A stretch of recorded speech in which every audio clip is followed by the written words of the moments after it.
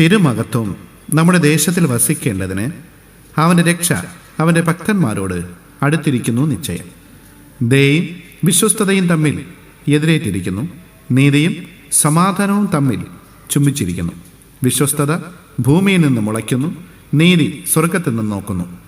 യഹോവ നന്മ നൽകുകയും നമ്മുടെ ദേശം വിള തരികയും ചെയ്യും. നീതി അവന് മുമ്പായി നടക്കുകയും അവൻ്റെ കാൽ ചുവടുകൾ വഴി നോക്കുകയും ചെയ്യും. സങ്കീർത്തനങ്ങൾ 85 അധ്യായം 9 മുതൽ 13 വരെയുള്ള വാക്യങ്ങൾ. ലോകത്തിൻ താങ്ങുകൾ നീങ്ങിപ്പോയിടുമ്പോ